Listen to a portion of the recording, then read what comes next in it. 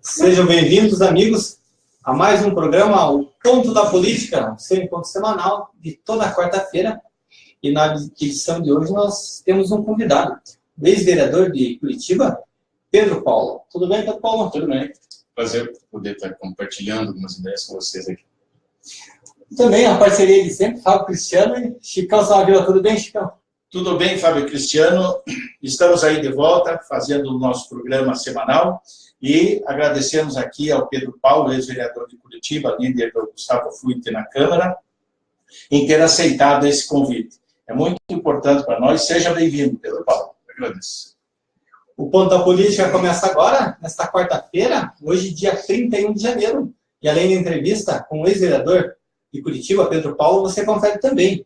PRB estadual pode lançar o ex-prefeito de Pinhais, Luizão, ao governo do estado. O governador Beto Richa não quer dividir grupo e pretende formar uma grande aliança nas eleições desse ano.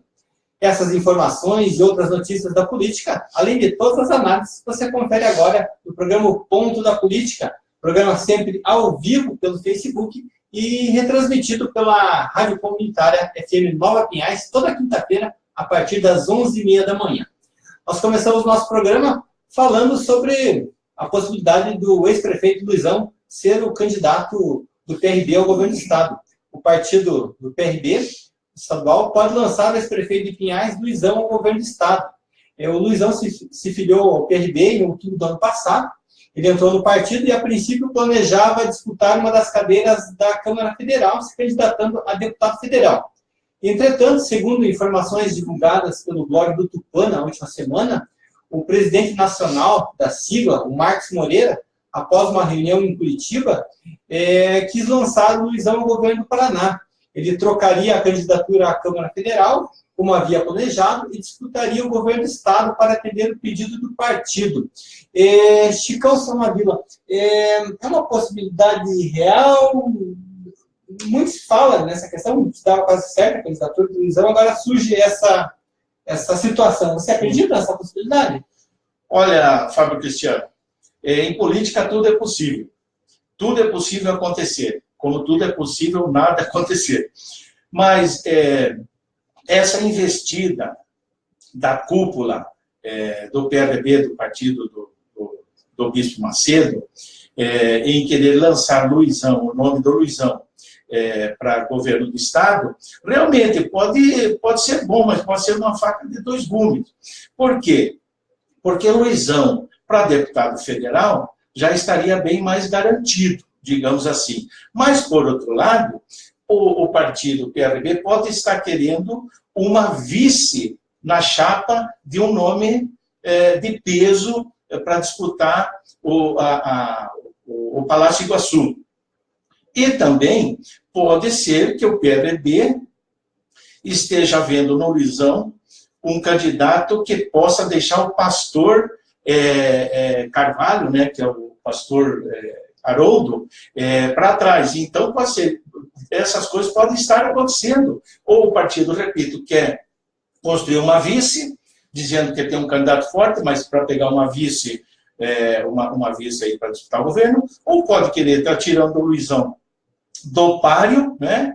Ou até mesmo para deixar o Luizão na mídia. Tudo isso pode acontecer. Agora, eu penso assim, para deputado federal, ele tem um bom cacife. Agora, já para governo do estado, tenho lá minhas dúvidas. Não duvido, não estou dizendo, né, que o nome não seja bom, mas tenho lá minha dúvida. O governo do estado é uma outra eleição. Outra informação que nós trazemos a respeito do governador Beto Richa, que a decisão dele em renunciar ao governo do estado para disputar uma vaga ao Senado ainda está pendente. Para essa situação se concretizar, ela depende de uma ampla aliança entre os partidos da base aliada. Essa informação foi dada por uma figura de peso do PSDB, o presidente da Assembleia Legislativa, Ademar Traiano, na última semana em uma entrevista a uma rádio da cidade dele, de Francisco Beltrão, uma rádio educadora. De acordo com o presidente, ele estaria tentando formar uma grande união entre a Cida e o Ratinho, que são os dois candidatos do grupo. É possível, será, Chicão, uma composição dos dois? Quem que cederia para quem? Não dá para duvidar, mas o Ratinho já disse que não abre a mão da candidatura.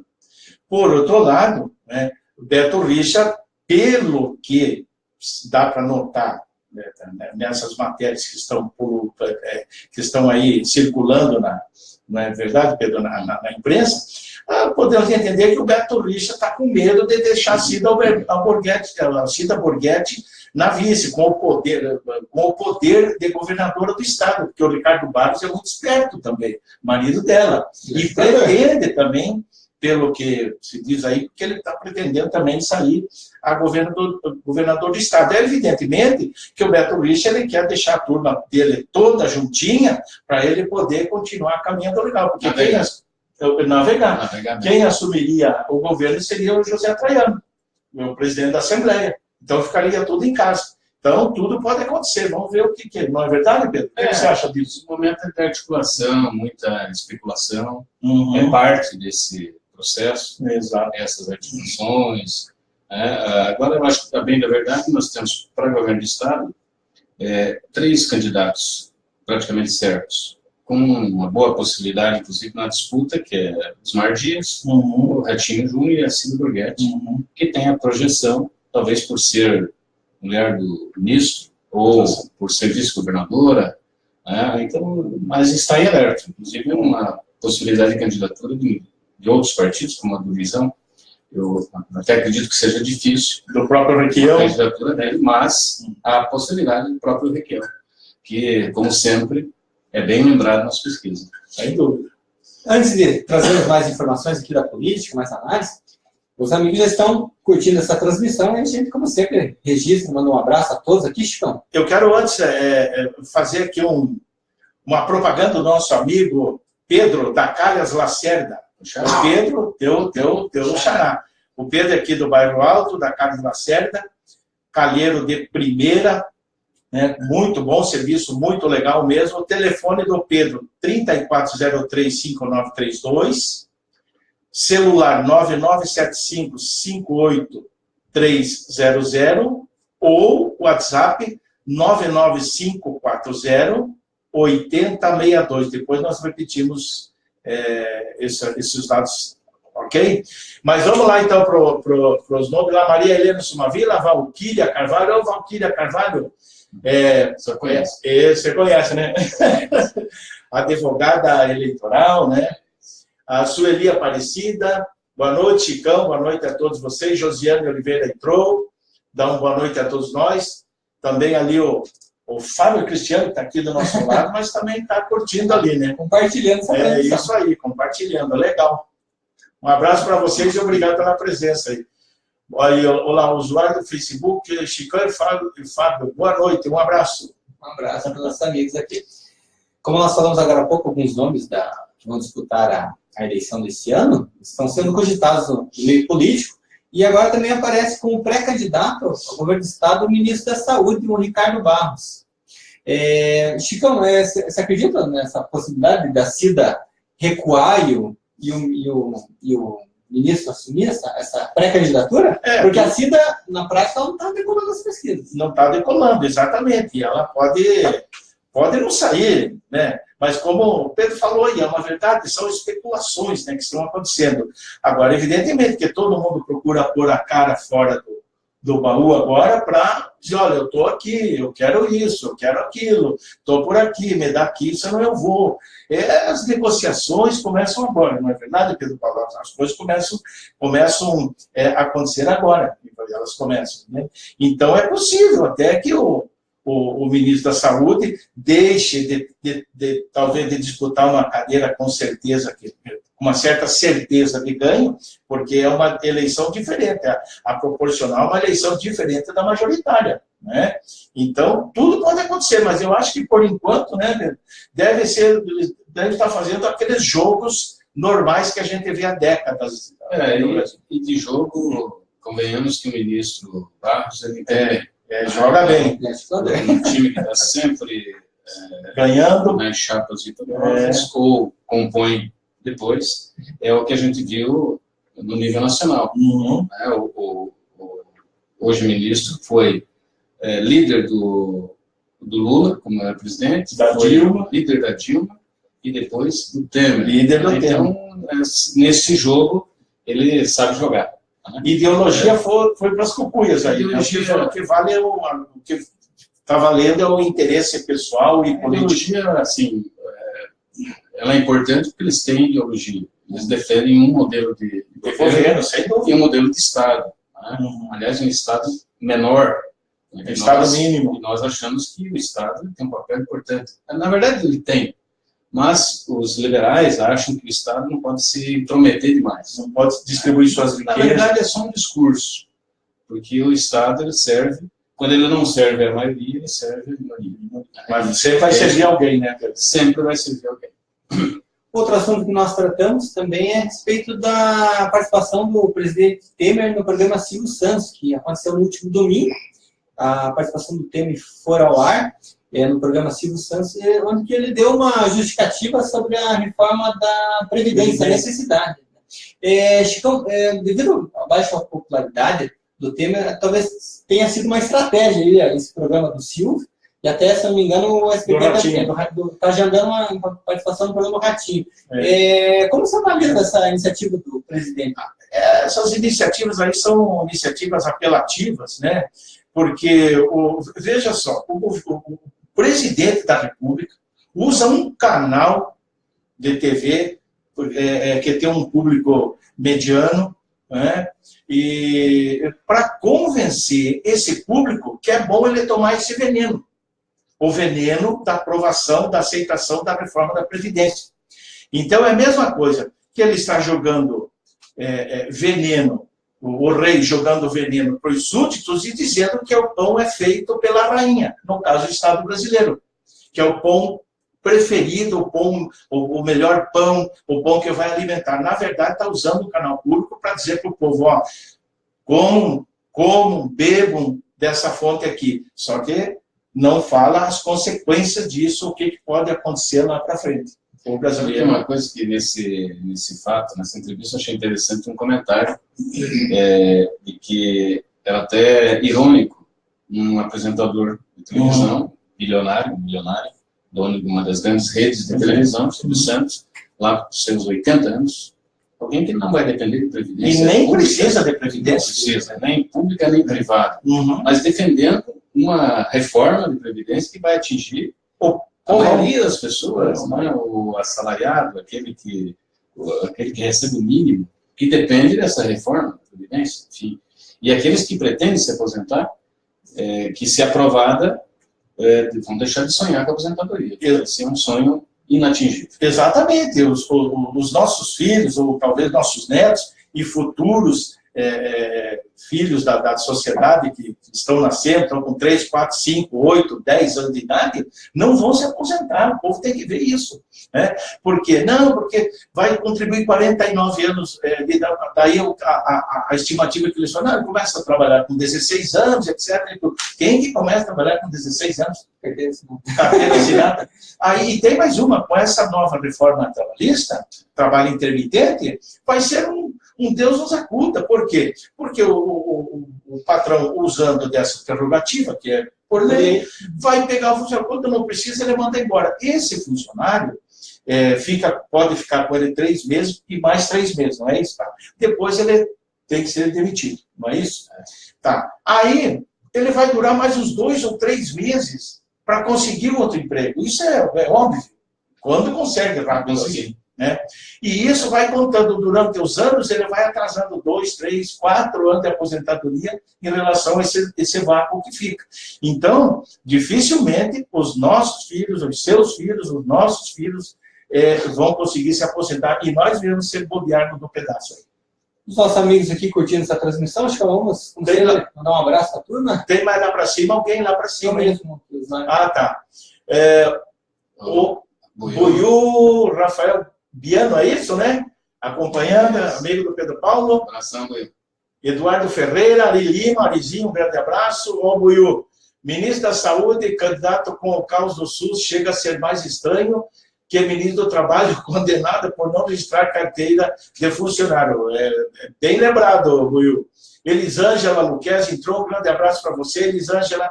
Aloysio Ferreira Palmar, grande lutador pelo Estado brasileiro, contra tudo o que se formou durante a ditadura, lá de Foz do Iguaçu, tem uma história magnífica, linda, né? Um abraço para você, Aloysio Ferreira Palmar. O Alberto Seica entrou, um grande abraço, o Tielo Stein também. O Alberto Seica, boa noite, somos brasileiros, não desistimos nunca. É verdade, é isso aí, temos que estar sempre conscientes daquilo que nós precisamos, não é mesmo, Pedro? Com certeza, acho que o otimismo tem que ser inerente, né, daqueles que querem construir um mundo melhor, embora o momento não seja dos melhores. Aliás, eu acho que é um dos piores momentos da história do Brasil, né? Isso que nós vivemos hoje, do ponto de vista da política, da economia, fome voltando, enfim, mas nós temos que enfrentar essa realidade e, do nosso jeito e com as forças que nós temos, ou sozinhos e principalmente acompanhados, fazer política para essa história mudar. Tem outro jeito. Falando nessa questão, Pedro Chico, nós vivemos um momento bastante conturbado. As reformas da política e trabalhista fizeram bastante descontentamento, e previdenciário, perdão. E essa questão também dessa corrupção, Chico, o que vai suceder aqui para frente? Dá para nós já desenharmos um cenário para o país? Olha, eu penso o seguinte, da forma que a carruagem está andando no Brasil, parece que não tem um condutor, não tem um condutor competente, um condutor que dirige essa carruagem. E nessa situação que está acontecendo entre judiciário, legislativo, executivo, o povo, tanto os mortadela quanto os coxinhas, vamos dizer assim, estão cada vez mais descontentes. E esse descontentamento pode surgir duas coisas. Pode surgir, evidente, uma ruptura geral da sociedade, uma ruptura, uma divisão violenta, ou pode acontecer uma união. E essa união pode derrubar a Bastilha brasileira. E isso não sou eu que digo também, são intelectuais que estão conversando sobre isso, e evidentemente que você também pode-se fazer uma reflexão, porque o povo já está cansado de ver roubalheira, falcatrua, para tudo quanto é lado, e nada acontece. Vai nos postos de saúde de qualquer município brasileiro. Vai, qualquer município. Aí o que acontece? Ah, não, é que o Brasil inteiro está assim. Está assim por quê? Porque a classe política dos municípios também, através das suas associações de vereadores, etc., também não tomam providências para pressionar os seus governadores, para pressionar o governo federal. Então, eu realmente também acho que o Brasil pode estar numa convulsão social a continuar essas barbáries que estão acontecendo aí. O que você acha, Pedro Paulo? Daqui a pouco nós vamos entrar já também nos assuntos de Curitiba e também falar com o Pedro Paulo aqui sobre a liderança dele, como é que foi, etc. Não é verdade, Fábio? No governo Gustavo Fruit. Voltando àquela primeiro comentário que nós fizemos sobre o Estado, sobre ideologia, sobre visões que nós temos da política. Quem faz a história somos nós. Né? Nós fazemos história em família, na comunidade, na sociedade, na cidade como um todo. E nós fazemos política não só em partidos políticos, né? Pelo voto, pela interação com as pessoas, pelo Facebook. E não temos outro caminho. O Brasil tem uma situação muito difícil hoje, difícil para a maioria daquelas pessoas que dependem do Estado, que dependem de política pública. E o papel do município é fundamental nesse processo. Em períodos de vacas magras, o Estado, assim como cada família faz, quando há uma dificuldade financeira, escolhe as suas prioridades. O que nós temos no nível federal hoje? A prioridade do Temer é acabar com a Previdência, para a maioria das pessoas, e alegando um déficit, que também é questionado, porque os recursos da Previdência deveriam ser para financiar a Previdência, mas são usados para financiar outras áreas que não são Previdência, daí um déficit. No nível local, Curitiba, nós daqui a pouco vamos discutir isso, Curitiba, o prefeito, Greca, disse que ia fazer, que o outro não sabia, disse que ia fazer, está fazendo, arrecadando mais impostos, aumentando a carga tributária, escolhendo outras prioridades que, convenhamos, não são as prioridades que ele prometeu em campanha e nem aquelas que são almejadas pelo cenário, felizmente.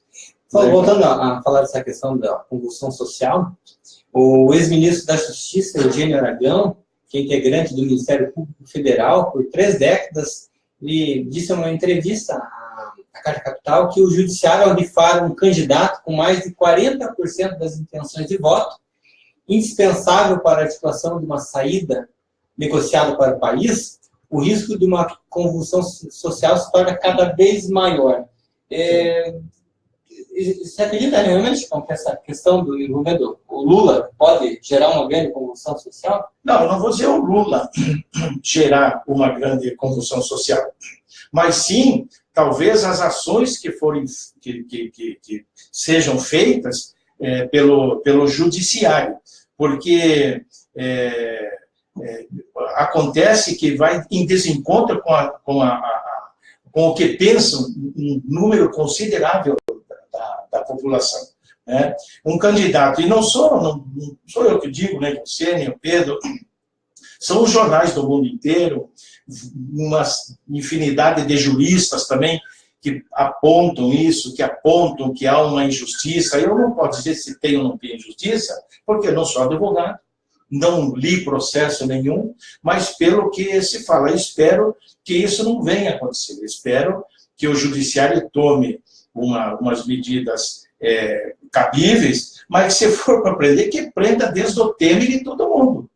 Não é verdade? Porque tem gente aí que já teve comprovada as suas fraudes, etc., então, comprovada mesmo. Né? E por enquanto, eu não estou dizendo que o Lula não tem culpa, não é isso que estou falando, mas por enquanto, aos olhos de uma vertente grande de juristas, dizem que ele não tem, que esse processo foi uma fraude e tal, eu não sei. É isso que acontece. Como é que você vê, Pedro, essa questão que nós acabamos de comentar aqui? Olha, eu me coloco do lado daqueles que acham que esse processo de julgamento do Lula ele foi distorcido. Eu sou compacto dessa ideia. Porque é uma questão básica que envolve a condenação de alguém é a comprovação de eventuais ilicitudes, desvios. E no meu entendimento, Chicão, eu acho que faltaram as provas cabais de que o Lula era proprietário de um imóvel. Para mim isso é básico. Não havendo provas cabais, né, e a legislação ela diz que a propriedade ela tem que ser comprovada por uma escritura. Se houver intenção de ter, você não pode condenar alguém. Né? Então, na medida em que o juiz daqui da primeira instância aceitou delator apenas uma testemunha de acusação e não conseguiu comprovar que o ilícito foi realizado pelo réu, na minha opinião, o processo foi distorcido, né? O julgamento foi distorcido. Né? E acho que, como o Lula é alguém da política, ele esteve sempre, como todos da política estão, pelo julgamento popular. Hoje, inclusive, isso é uma pesquisa, pela manhã já vi, Datafolha, dizendo que o Lula tem 37% contra o segundo, que é o Bolsonaro, de 18% a 20%. De 18% a 20%, né? Mas contra o Lula, 17%, parece. Então, eu acho que as pessoas entendem, fazem também julgamento de todo esse processo que envolve o Lula. E a resposta, para mim, uma das reações populares, a gente pode perceber por uma pesquisa como essa. E outras aparecerão, mas o Lula mantém lá um nível de confiança elevado. A gente já volta a conversar com o Pedro Paulo, e antes aqui, nossos amigos pelo Facebook, Chicão. A Tereza Emídia entrou, um grande abraço, Tereza Emídia. Tiago Salles, lá estás novamente, um grande abraço. Tânia Pastorello, lá de Foz do Iguaçu, um abraço para você. Rodrigo Souza agrega, enquanto o povo continuar a trocar voto por migalhas, teremos esse modelo de política que aí está. As pessoas precisam aprender a acompanhar e entender mais da política e dessa... Tá. E dessa ali que subiu, né? E dessa forma seriam menos passivos. Só um momentinho, não. Mais atentas exigiriam, né, políticos melhores. Abraço e parabéns pelo programa. Muito obrigado. O Baiano lá entrou, Baiano, Sítio, Bairro Novo, Baiano. Ganchinho. Do Ganchinho, legal. Tem um amigo lá, Baiano, Sítio Cercado, precisamos mudar tudo neste Brasil. Quem mais ali, Fábio? Rádio PX2 Oriente, também presente aí. O usuário foi o professor Pedro Paulo, ainda é petista? Estão perguntando aí para você. Nós já vamos entrar nessa área aí. Alex França da Silva, Pedro Paulo, vereador honesto. É isso aí. E vamos seguindo em frente. Tem mais ali para cima também, que eu vi um amigo meu, quando estava falando, o Feijó ali, ó. Mais para baixo, por favor. Aí, ó, Feijó, Edson Luiz Feijó, um grande abraço e obrigado por participar conosco aí, o meu amigo Edson. Um grande abraço. A gente começa o nosso bate-papo, nosso convidado, Pedro Paulo, ex-vereador de Curitiba. Pedro, fala um pouquinho sobre a sua carreira política. Quando você iniciou na política? Quais cargos você já participou? Bom, eu comecei na política que não foi em partido político, foi numa luta de comunidade. Né? Tive o meu período de seminário, fui seminarista, e eu acho que talvez o maior legado desse período meu de seminário foi um apego à comunidade, a procurar ajudar a comunidade, através da associação, da própria igreja. Só que bairro que você... Pinheirinho, da sua base lá. Isso, nascido e criado lá na região sul de Curitiba. Né? E continuo morando na região sul, hoje no bairro Novo Mundo. Bom, então a minha caminhada política, ela começou no engajamento comunitário, assim como muitos, né? Num período em que a igreja se envolvia muito com as questões sociais, sensibilizava os seus fiéis a se engajarem, não apenas matando a fome das pessoas, mas organizando as pessoas. Então eu comecei na igreja, depois movimento comunitário, movimento popular, principalmente de luta pela moradia, e a partir daí eu também me filiei ao PT. Em 1988, me filiei ao PT. E recebi um convite, presidi o partido por algum tempo em Curitiba, recebi um convite de um companheiro, quando eu menos imaginava que seria candidato, alguém disse, olha, acho que você poderia ser candidato. E fui candidato em 1996 a vereador, tive votos locais, mas foi uma votação expressiva, e não parei mais. Né? De 96 para cá, pelo menos as eleições municipais, fui candidato em todas elas. Né? Vitorioso em algumas e derrotado em outras. Né? Faz parte do processo. Né? Então, de 96 a 2016, eu tive 4 mandatos. 4 mandatos de vereador em Curitiba. Até essa questão dos seus mandatos, você esteve 3 pelo PT e 1 pelo PDT. Um meio pelo PDT, né? No último mandato, eu saí do PT. Por que você saiu do PT, Pedro Paulo? Olha, uma boa pergunta, uma boa oportunidade, inclusive, de falar sobre isso. Nós tínhamos em Curitiba uma aliança, a última gestão, nós ajudamos a eleger o prefeito Gustavo Freite. De cara, eu, como vereador, fui convidado por ele para ser o líder da bancada governista. Num momento difícil, né? 2013, 2014, convulsão, protestos contra a tarifa, enfim, ele assumiu também uma herança complicada, né? Um déficit orçamentário terrível. E o PT foi importante. Então, Luciano Huck, né? Ele assumiu o sucessor do Luciano. Exatamente. Ele assumiu esse déficit do Luciano Huck. Exatamente. Um déficit e comprometeu o investimento. O PT e a bancada governista, mas falo aqui do PT, foi importante nesse processo, não apenas para ganhar a eleição, mas para ele governar.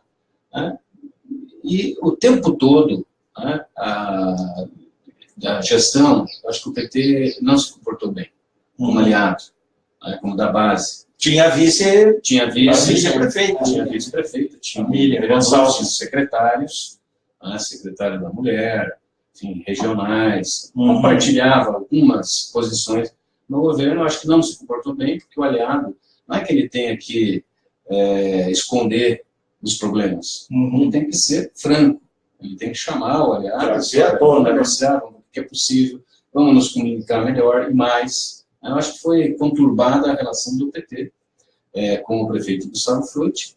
Eu me mantive no posto que fui colocado, como aliado e líder da bancada. No segundo período do mandato, fui para a mesa executiva, fui secretário-geral da Câmara. E no momento de definição do processo eleitoral, das alianças, o PT já avisava, sem uma conversa oficial, pela imprensa, ou setores do PT faziam isso, avisavam que iriam romper com o prefeito Gustavo. Sim, isso essa conversa não foi muito... Mas saía na imprensa, eram boatos, eram algumas lideranças, então eu acho que faltou maturidade para o PT em Curitiba discutir esse processo, e eu me senti na obrigação de manter a fidelidade que eu tinha ao prefeito Gustavo Frutti. Acho que ele fez um trabalho bom, com problemas, com dificuldades, apostei nisso, né, e fui convidado para, então, me filiar ao PDT. Então, de lá para cá, 2016, 15 para cá, sou filiado ao PDT. E a respeito dessa situação, você teve dois momentos opostos. No PT você atua na oposição, né, na época do Beto e do Dutti, e depois Foi oposição ao Castanheira. E do Frutti você foi situação e líder. Como é que foi esses dois momentos políticos opostos? Como é que foi para você a sua experiência? Para mim foi magnífica. Né? Já dizem que todo político é ser de governo. E todos fazem isso mesmo. Aliás, eu estava vindo para cá e pensando numa conversa que eu tive com uma pessoa, que é de política tradicional, Curitiba, e no segundo turno da campanha em Curitiba, ele me diz um dia o seguinte: olha, eu estou fazendo campanha para o Ney, mas eu coloquei meu filho, que se elegeu vereador, para apoiar o Greca. Você acha que eu estou errado? Você vai perguntar para mim se você está errado.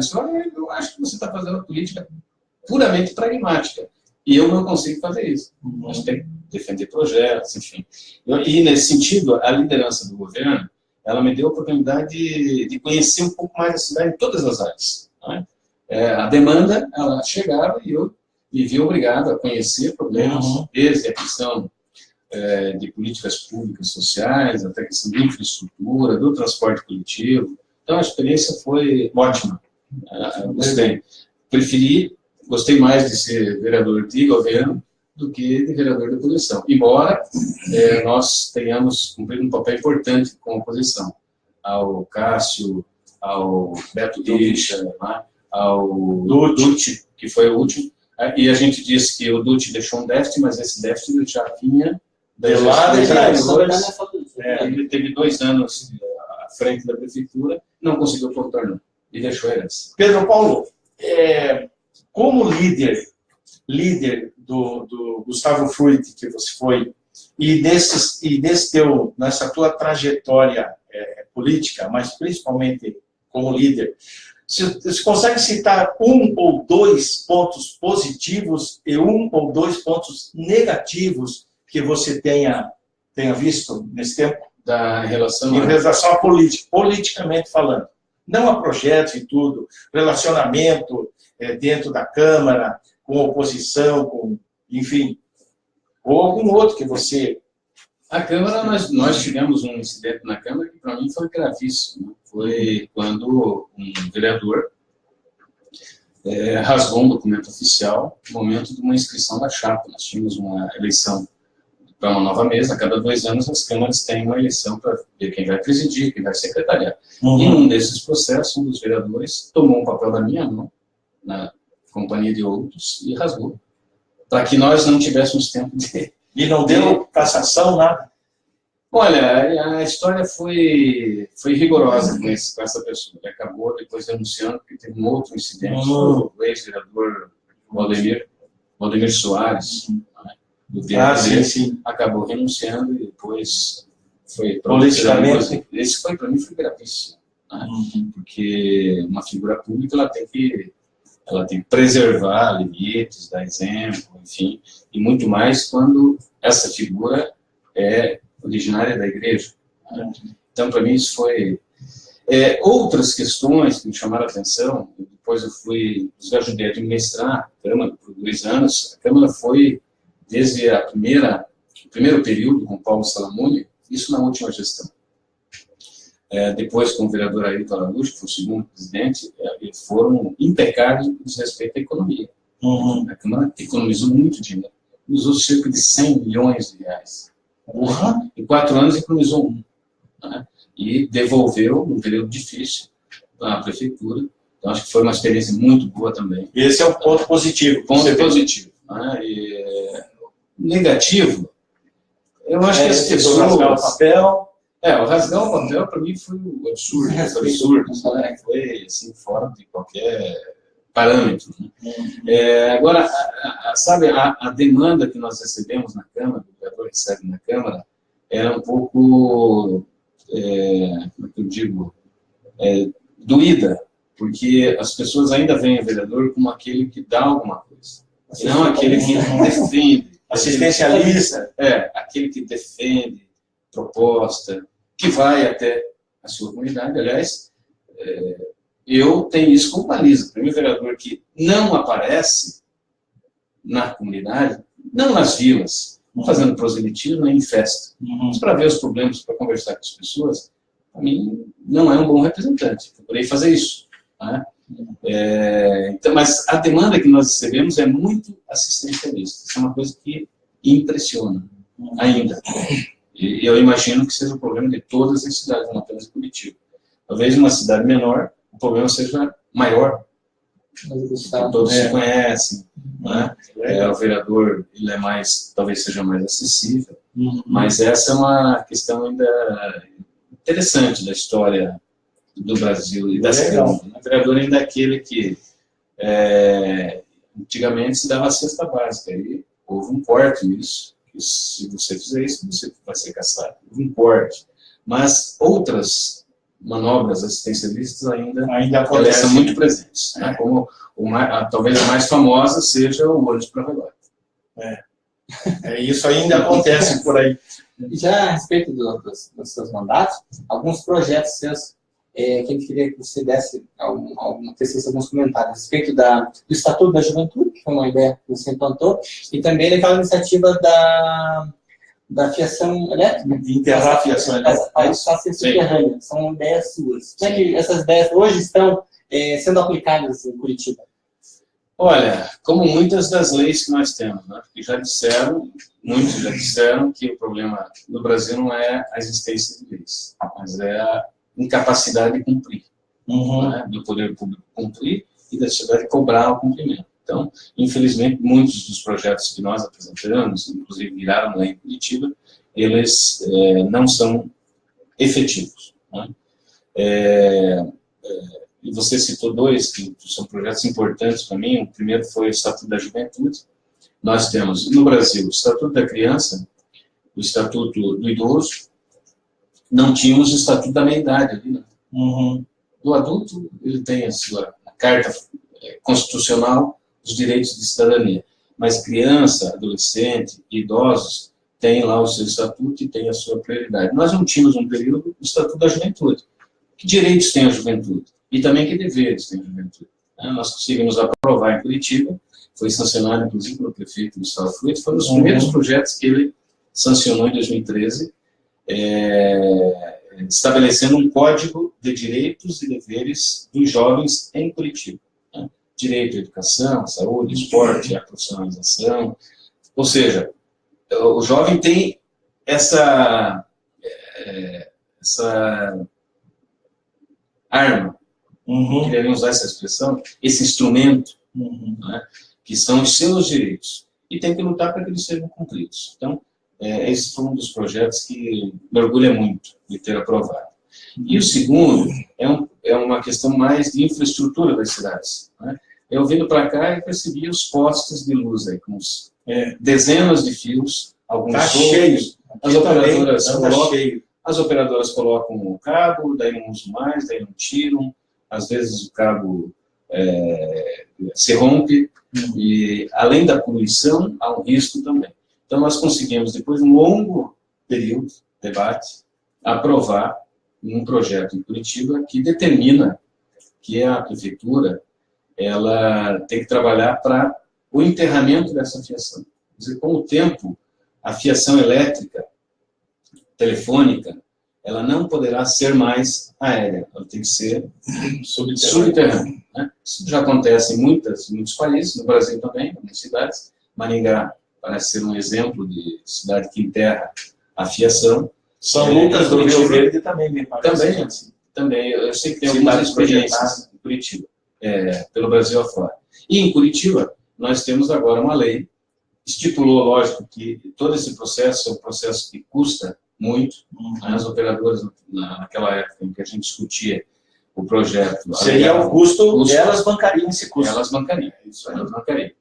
Alegava o custo, inclusive a Copel foi bastante incisiva, dizendo que não haveria condição de implantar isso, que o custo seria muito elevado, e o custo seria do usuário, enfim.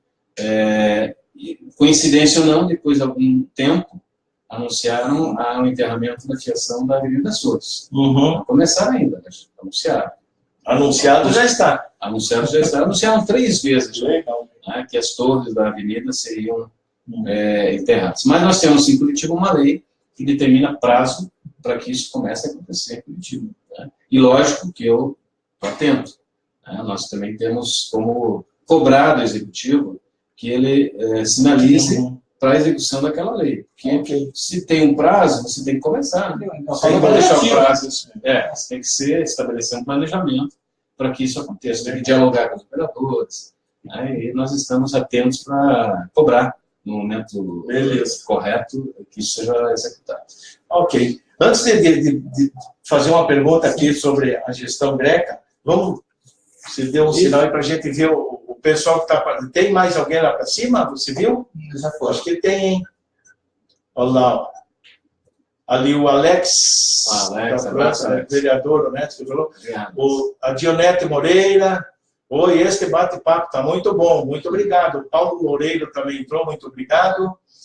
O Boiú Rafael Baiano, né? Gostaria de fazer uma pergunta ao Pedro Paulo. Diante do atual desemprego, 12 milhões de pessoas, a atual gestão de Curitiba tem, só um momentinho, tem deixado ao lado a qualificação dos trabalhadores.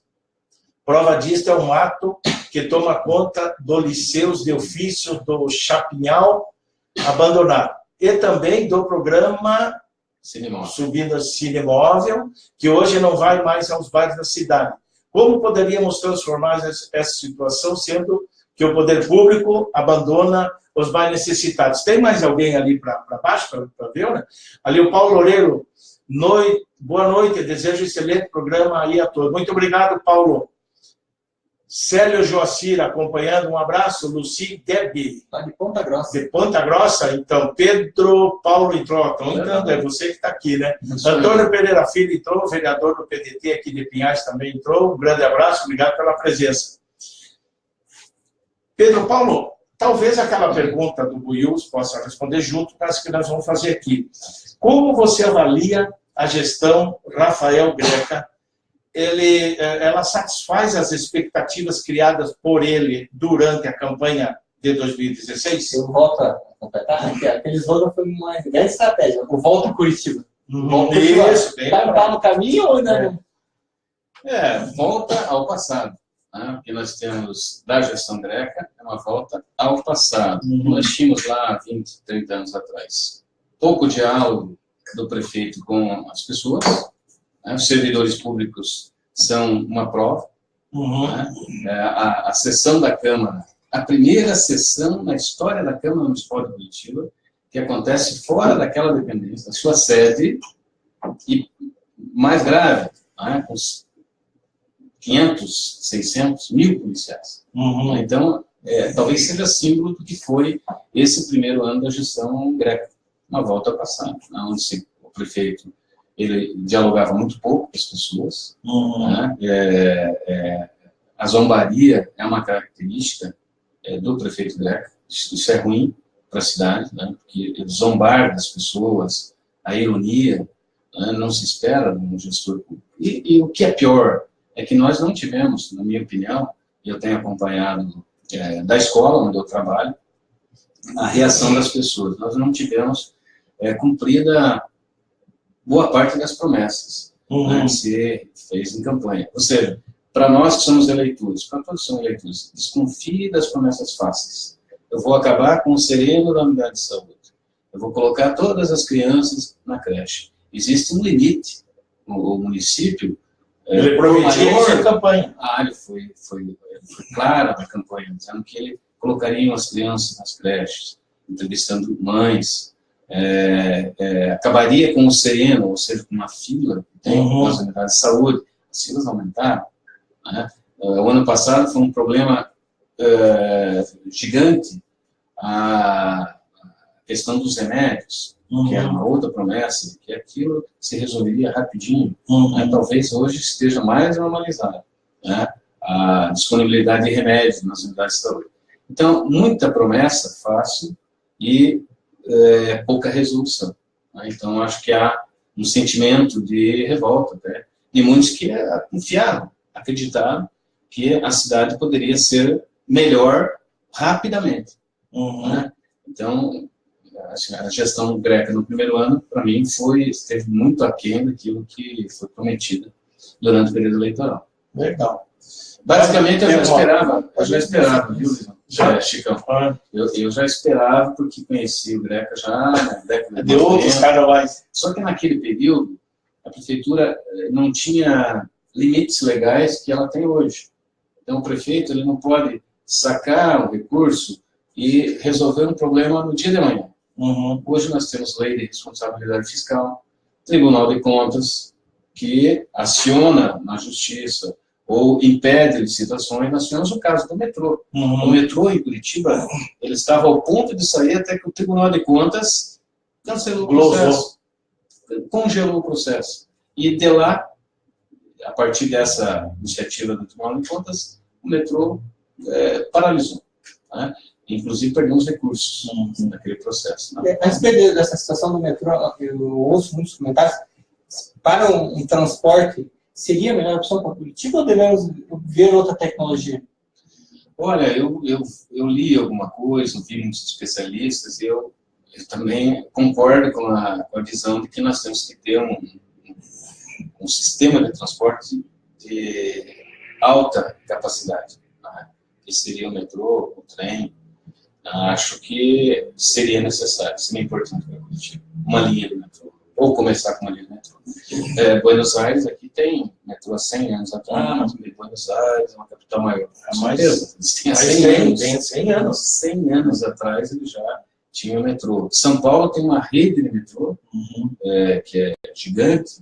Imagina, já imaginaram São Paulo sem metrô? Ninguém imaginava. E Curitiba cresce para isso. Tem uma capital, tem cidades conurbadas, né? Parte das pessoas indo, uma circulação boa. Acho que seria uma saída eficiente. Será melhorar o transporte coletivo. Será que os proprietários de empresas de transporte de ônibus não ajudam para que essa coisa não ande? Não botam uns cavatos na frente do pneu da bicicleta aí para furar? E o pior que jogam contra um sistema desse e também não colaboram para que o sistema que nós temos de transporte seja bom. Né? Pois, exatamente. Ônibus velhos, né? Embora a passagem tenha subido muito. Então, a promessa de que os ônibus seriam...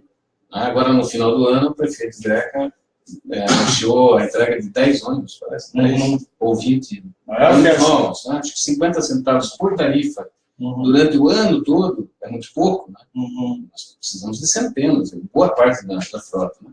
Então, pelo menos, se nós tivéssemos o transporte, o sistema de transporte melhorado, nós teríamos já um desafogo. Né? Mas eu acho que, a longo prazo, o metrô ele continua sendo uma saída eficiente, embora seja caro a implantação de uma linha de metrô. Os nossos amigos aqui, Chicão, Evelina Philips. Isso. Osmar Nunes Cardoso, vereador aqui do município. Um abraço aí, Nunes. Obrigado por estar nos acompanhando aí. Por estar nos acompanhando sempre aí. Pedro Paulo, é o seguinte, falando agora da questão estadual, você já deu uma pitada no início aí tudo, mas assim, que análise você faria de todas essas candidaturas aí, os Martias, Requião, Ratinho, Cida Borghetti, etc. Como que você vê isso? Botou o cenário. Como que você analisaria de fato isso? Olha, eu particularmente, fiquei satisfeito com algumas declarações do Osmar Dias, né, na condição de pré-candidato, se colocando como oposição ao Beto Richa. Eu acho que ele está sendo coerente, né, porque realmente ele se afasta do grupo que governa o Estado há 8 anos. Né. O Ratinho parece um candidato que procura o apoio desse grupo, né, embora ele se apresente como novo, né, fora dessa política nova. Aliás, política, quem disputa as eleições no Paraná, a história do nosso estado, são as mesmas pessoas. Há 25 anos. Não chegou a 30 ainda. Que, olha, eu lembro do Álvaro Dias. O Álvaro já. Ele era o governador do estado em 1988. Exatamente, 88. Eu tinha entrado, eu era recém-professor, tinha assumido naquele ano, e ele era o governador do estado. Depois foi para Senado, repetiu o Senado e repetiu o Senado. Né? Então, o Ratinho se coloca como novo. Né?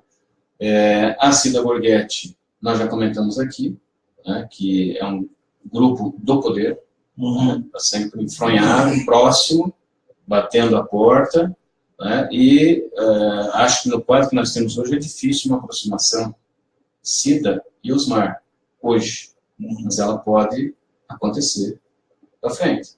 Tudo é possível. Se o barco afundar aqui, eu tenho uma saída, né, mas hoje o quadro é basicamente 3 candidatos disputando, e talvez 4 com o Requião. E o Requião, que é essa figura, né? O Requião fale o que quiser, mas é alguém que é coerente.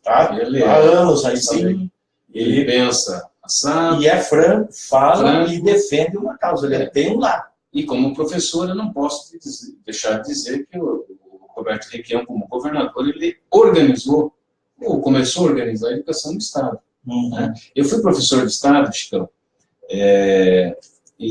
na década de 90, meados de 90, quando o nosso governador era Jaime Lerner. O professor de Estado tinha o seu salário. Ponto. Não tinha plano de carreira, não tinha incentivo nenhuma para estudar. Né? Assim que era tratado. Boa parte dos professores eram contratados, não eram nem concursados. Eu, como concursado, me senti desprivilegiado, desprestigiado. Não deixei de ser professor de Estado. Não te cortando, desculpe, esse tal do PSS, né? PSS? PSS nos municípios, isso é olha, cheira a farsa, isso não é possível. Aí tem que ter um concurso. Até uma certa dose é importante, né? Em algumas áreas, na questão emergencial, de um município contratar para algumas áreas especiais, e tal. Agora, educação não rima com uma contratação temporária. Né? Aliás, agora no final do estado, para piorar, o governador ainda diminuiu o salário dos contratados. Ou seja, é absurdo, né? Como é que nós temos... Eu acho que destoa daquilo que nós vemos na televisão e propaganda. Do que são as políticas do governo do Estado para a educação. Então, só para finalizar, o Requião mantém a coerência, é um candidato forte, né? Tem lá pesquisa perto de 23%, está próximo do Osmar e do Ratinho, e acho que o quadro vai se dar por aí. Né? Com 4 ou 5 candidaturas. E falando das eleições, vamos já voltar mais para o seu partido, o PDT. Vocês têm um candidato de potencial, o Osmar Dias, mas é muito comentado e cogitado a possibilidade de ele sair do PDT. Se fala que ele pode ir para o Podemos, para ir junto PSB, hoje também já saiu, junto com o Romanelli, Alexandre Cury, entre outros. Como é que está essa questão interna do partido? Como é que vocês estão avaliando ou estão trabalhando essa questão da possível saída do Osmar Dias? Eu tenho discutido internamente pouco, né, essas articulações, enfim. O Osmar, ele hoje é pré-candidato do PDT. Né? E tem se posicionado em algumas questões que eu acho importantes, inclusive. O PDT conta com a candidatura do Osmar Dias, né? Em aliança, Eu acho que aí as alianças estão se fazendo, estão se dialogando. Acho que o Osmar... mas vi também uma declaração de que, ou não é bem uma declaração, uma reação, de que a pretensão dele é apoiar o seu irmão à presidência da República. E esse é um impasse que se criou, isso que eu queria, na minha opinião. Não te acordando, desculpe. Exatamente esse é um ponto nevrálgico de tudo isso aí.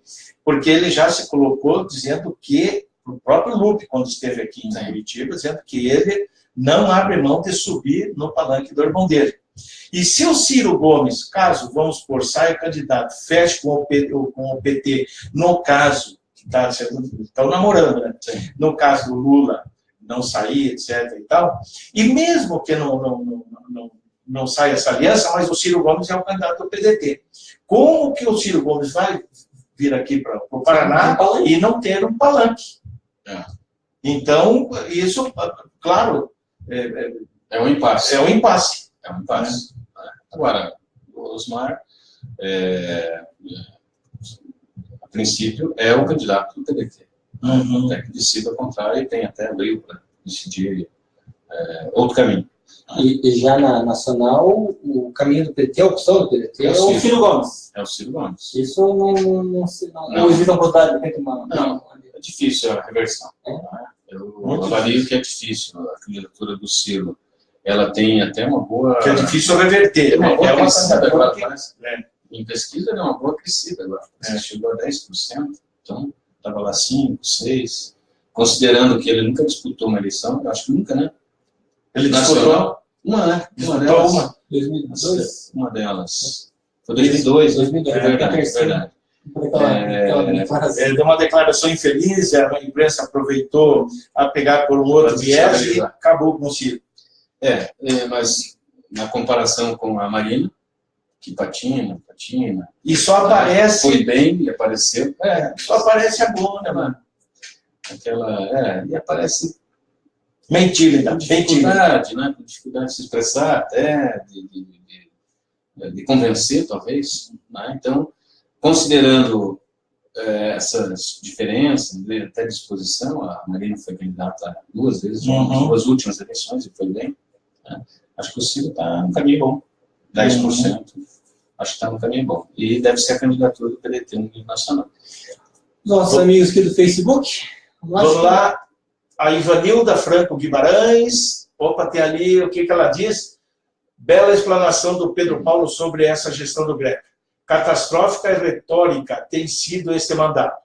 Grandes conquistas, como, por exemplo, o plano de carreira dos servidores e a abertura das unidades básicas de saúde até as 22 horas, foram simplesmente cortadas pela gestão, para citar apenas 2, diz a Ivanilda, né? Portanto, a volta a Curitiba voltou mesmo para a idade das barbáries. Gilberto Correia Cardoso, boa noite a todos, em especial ao Pedro Paulo. Márcio Mainardes, aí, um grande abraço para você, Márcio Mainardes. O Diego Chalamai, um abraço para você, obrigado por você estar participando. Mari Camargo, oi pessoal, boa noite a todos. Lá do Umbará. Ali, a Márcia Caiado, um grande abraço, Marcinha. Diego Chalamai, boa noite, Chicão, boa noite, Cristiano. Gostaria de saber se o ex-prefeito levantava as bandeiras do partido dentro da capital e quais as bandeiras defendidas por ele, né? O ex-vereador. O ex-prefeito ou ex-vereador? Ex-vereador. Márcio Caiado, boa noite a todos, um grande abraço. E é isso aí. Opa, tem mais ali. Lá, o Diego Chalamai, gostaria de saber se algum candidato a governador do município de Pinhais, já comentamos sobre isso, Diego, agora há pouco. Talvez tenha. Talvez tenha. Paulo, olha ali, o Paulão lá, um grande abraço, Paulo Pereira, Daniel Reis, boa noite, acompanhando, obrigado. Vanderlei Pereira Nunes, teu amigo lá? Conheço. É isso aí. Joel Estevam, esse perfeitinho não sabe fazer nada, tá falando lá o perfeitinho lá de Curitiba. Joel Estevam, né, falou. Mais alguma coisa ali, Fabio? Não.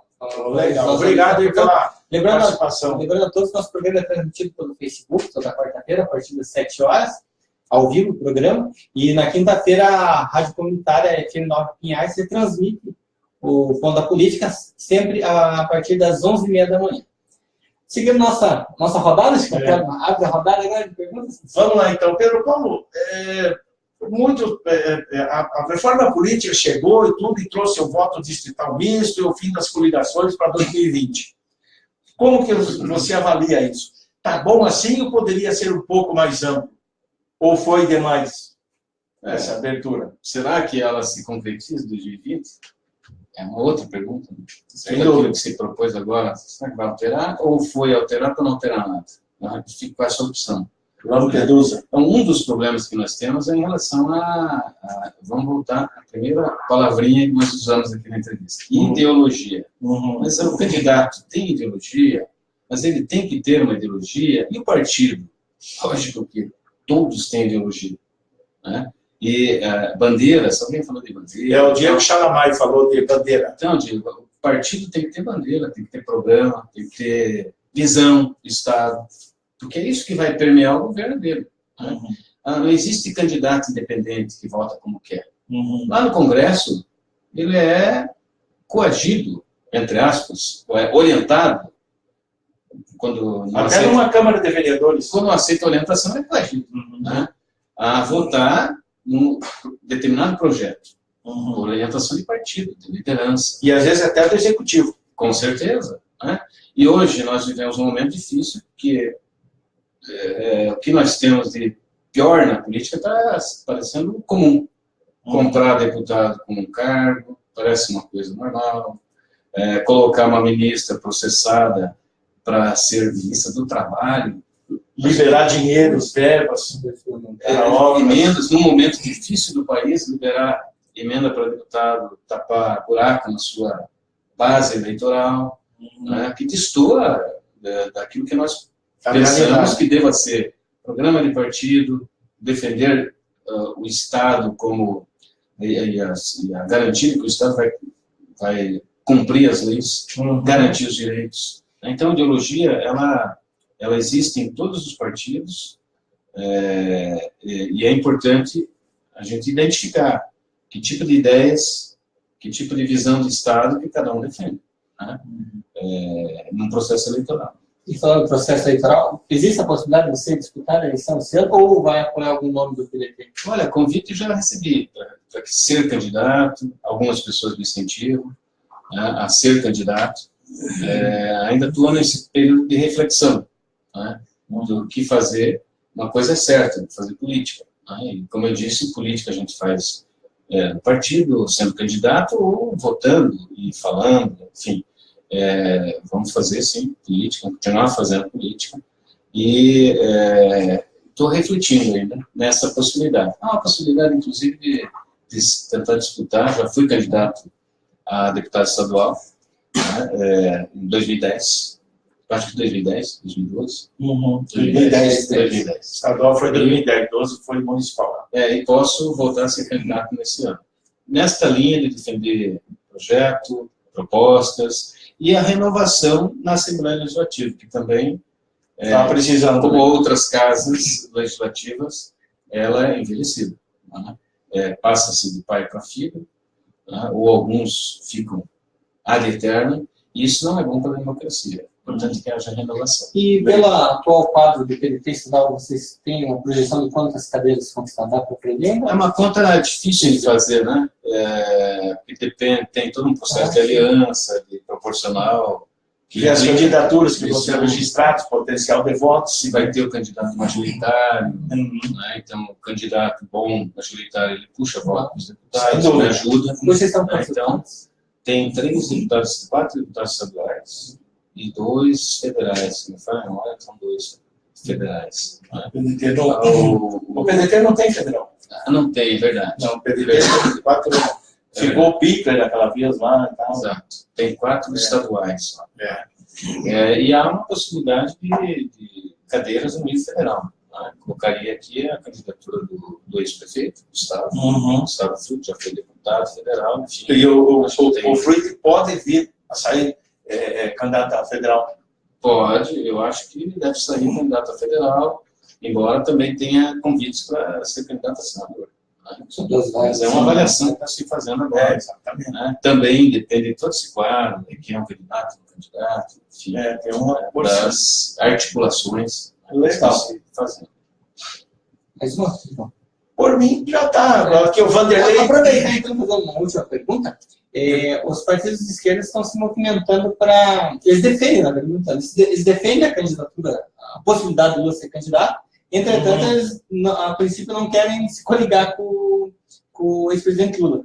Você avalia essa situação como positiva? É uma estratégia válida, interessante? Eu acho que os partidos de esquerda, todos eles defendem a história e aquilo que fez o presidente Lula pelo Brasil. Né? Isso é com o PSDB, com o próprio PT, logicamente, né? O PSOL, está em defesa do presidente Lula, né? E também alguns aliados. Né? O próprio Ciro, eu acho que compreende um pouco o significado do Lula para o Brasil. Né? E o povo compreende. A pesquisa de hoje, eu acho que depois de todo esse ataque, todo esse processo, midiático até, julgamento do Lula, condenação, não pode ser candidato, lei da ficha limpa, a respeito de tudo isso, ele mantém perto de 40% das intenções de voto. Não é pela figura dele, mas é por aquilo que ele fez. Acho que isso está na memória das pessoas. Então, acho que a candidatura do Lula é, assim, importante. Né? E os partidos de esquerda, você acha que eles se coligariam? Porque há uma intenção, enfim, umas discussões, né, como o próprio puxou, que eles não querem se coligar. No primeiro momento. Né? No primeiro turno, vamos dizer assim. Que é normal, até para quem sabe, saindo com candidato a presidente de partidos menores, conseguem fazer um número razoável lá de deputados federais, que o importante é também fazer deputado federal e não só a presidência. Depois, no segundo turno, quem sabe a coisa modifique. Eu acho que no segundo turno, uma eventual vitória do presidente Lula no primeiro e depois no segundo, a esquerda se unifica. Tem também aquele ditado dizendo que a esquerda não se unifica nem na cadeia. Né? Então, tem lá as suas complexidades, enfim, estratégias também, né? Isso você usa bem. Eu estou te chamando de ilusão, mas é Chicão. Você respondeu muito bem. Também. Então, tem as suas estratégias, acho que também legítimas, né? Do partido se coligar aqui ou lá, pensando no parlamento. Né? Nós estamos passando por um momento de reforma da Previdência. O que é importante na reforma da Previdência para o povo hoje? Que nós tivéssemos deputados fiéis aos interesses do povo. Do Paraná, que votam a favor da reforma da Previdência. Lá. E aí nós sentimos esse vazio. Mas quantos dos 30 deputados federais do Paraná dialogaram com as pessoas para terem uma posição? Não trouxeram a discussão para a população. Né? Estão agindo em nome próprio, mas não estão lá para defender os seus interesses da coletividade. Então, essa estratégia mais geral e no Estado, para eleger deputados federais, em especial daqueles do centro-esquerda, elas são importantes, né? Porque, no final das contas, dão ou dar sustentação para um governo, né? Ou cumprir o papel de oposição, que são importantes. Legal. Quem tem ali para a gente dar um alô ainda? Joel, Vanderlei Pereira Nunes, é isso, é ele, né? Temos que renovar as cadeiras da Assembleia Legislativa do Paraná. Hoje temos poucos deputados que votam com o povo do Paraná. Olha aí, o Vanderlei, você acabou de falar aí. Olgen Jean, olá, Chicão, tá lá em Cascavel, haitiano. Um grande abraço para você, meu amigo. Fred Alves Pinheiro, quais são os partidos que podem ser considerados ideologicamente esquerda? E a opinião de partidos que estão mudando de sigla e nomenclatura. Acabam sendo partido rixas, partido, sempre estão por cima. Um abração, Fred PM. Mudar nome de partido não quer dizer nada. Pode ser só uma peça de marketing. Muda a casca, o corpo é que nem cobra, né? Sai a casca e o corpo fica o mesmo. E saber se alguém é de o mesmo veneno. Saber se alguém é de esquerda ou direita também não pode vir pela idade da pessoa. Pode ser um jovem envelhecido, conservador. Tem que ver a prática, os discursos, os partidos que defendem. Os programas que defendem, os posicionamentos. Eu lembro que essa deputada que foi indicada para ser ministra do Trabalho, ela aparecia... Cristiane Brasil, filha do delator do Mensalão, que passou a mão em 4 milhões e subiu. Isso, que pediu para o partido e esqueceu de passar para o partido. Essa Cristiane Brasil aparecia até pouco tempo na propaganda gratuita do PTB, defendendo o Estado pequeno, fazendo discurso contra o governo, contra o Estado. Contra o Estado. Vai ser a ministra do Trabalho. Imagine. Para criar que tipo de política, né? Em benefício do trabalhador. Isso aí. Então tem que olhar, ali não sei quem perguntou, de ideologia, eu acho que é avaliar programa, discurso, comportamento, posicionamento. O Diego Chalavite. E ali o João Estevam, todos os democratas têm que defender a democracia. Tranquilo, é isso aí de verdade. Isso mesmo. Bom, nós estamos chegando ao final do nosso programa. Agradecer essa presença aqui, Paulo. Só antes de finalizar, talvez fazer um comentário da pergunta do Lu, acho que sobre a questão do emprego. Isso, emprego e tal. Né, que remete à questão da prefeitura em Curitiba hoje.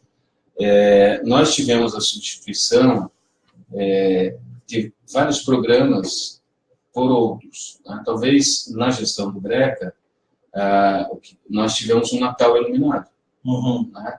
Gastou 500 mil reais, não sei se você sabe. A prefeitura gastou 500 mil, a Copel gastou mais alguns milhares de reais com o Natal iluminado. Né? Esse mesmo recurso poderia ter mantido o Cinemóvel, né, que é uma van que o governo federal doou, para que a prefeitura vá mais próximo do desempregado, cadastrar uma oportunidade. Então, houve uma substituição de programas importantes por outros programas, a população. Por outros programas que são mais midiáticos mesmo. Né? E uma recomposição da receita pelo aumento de impostos. Ora, se fosse tão fácil recompor, equilibrar o caixa do Estado, aumentando impostos, olha, isso tinha que ter sido falado. Né? O candidato teria que falar isso. Olha, nós temos um déficit e eu vou cobrir esse déficit, cuidando para não gastar e arrecadando mais. Agora, tudo isso pegou a população de surpresa. Né? Então, infelizmente, nós temos a Ivanildo também falou dos planos de cargos. Nós tivemos planos de cargo para professores, para auditores, guardas municipais, planos de cargo. O que o Estado diz quando ele aprova um plano de cargos? Olha, eu quero você, guarda municipal, que você seja remunerado, que seja valorizado pela tua carreira, isso é importante. Que seja exemplo, né? Que seja bem tratado, qualificado. Acabou.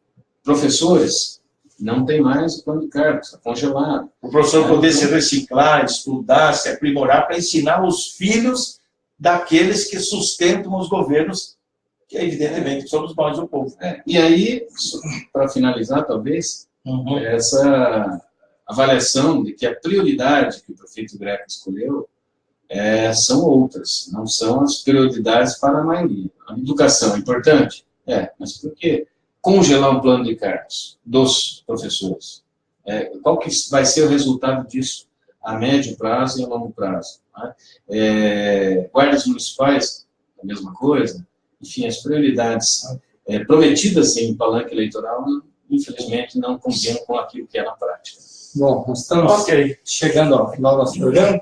Deixar sua mensagem final e agradecer a sua presença aqui no nosso programa. Só agradecer mesmo essa oportunidade. É a primeira vez que eu participo de um programa desse via Facebook. Achei muito legal. E tem um risco de me acostumar e vir mais vezes. Claro, será bem-vindo sempre. Agradecer a vocês. Eu tenho também assistido os programas, não todos, mas alguns eu consigo assistir. Então, agradecer essa oportunidade e agradecer também a quem participou, né, as perguntas, né, os questionamentos, enfim, agradecer a presença. Um grande abraço a todos. Sucesso a vocês dois. Obrigado, Chicão. Legal. Agradecer novamente essa nossa parceria aí, né, Fábio Cristiano? Nós estamos sempre aí trabalhando, procurando levar as notícias, as informações e trazendo pessoas que possam esclarecer mais coisas ainda, né? O programa é um programa democrático, está aberto a toda a comunidade da região metropolitana, de Pinhais, de Curitiba, enfim, né? Nós não estamos aí cerceando ninguém, e nem selecionando ninguém, né? E agradecer a todos aqueles que participaram aqui, ó, o vereador Pires Serginho do Posto, ao mandado do Greco, o Célio Joacir está falando aí. Bem, então, eu quero deixar os agradecimentos a todos, um grande abraço. Pedro Paulo, muito obrigado por ter aceito este convite, né? E foi muito legal, com certeza esclareceu muita coisa, não só para o pessoal de Curitiba, como da região metropolitana, como que deve, o que deve fazer, o que pode, o que não deve, enfim, né? No mais, um grande abraço e até a próxima quarta-feira. E leiam, acessem o blog do Chicão, www.chicãosomavila.com.br. E tem o blog do Fábio Cristiano também. FábioCristiano.com. Mais uma vez agradecendo ao Pedro Paulo pela participação, bastante válida, muito importante. Chicão São Vila, parceria de sempre. E agradecendo a todos pela companhia, por ter ficado com a gente durante mais de uma hora, que foi esse nosso programa. Passou rápido, né? E lembrando a todos, amanhã a Rádio Comunitária FM Nova Pinhais se transmite nosso programa a partir das 11h30 da manhã. Às 11h30 da manhã. E você acompanha também esse vídeo no blog do Chicão, também no meu blog mais tarde. Mais uma vez, obrigado a todos e até a quarta-feira que vem com mais uma edição do programa Ponto da Política.